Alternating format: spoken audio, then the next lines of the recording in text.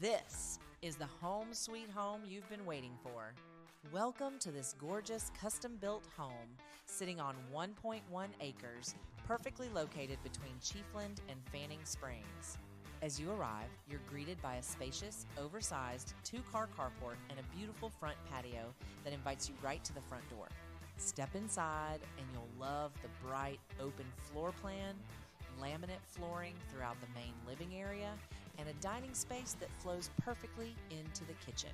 The kitchen features gorgeous custom wood cabinetry and brand new appliances ready for everyday living and entertaining.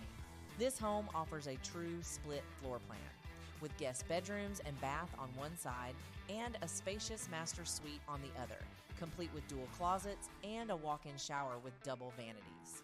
You'll also find a beautiful den area, perfect for a playroom, office, or additional sitting space. The large mudroom includes cabinetry, a sink, and washer and dryer.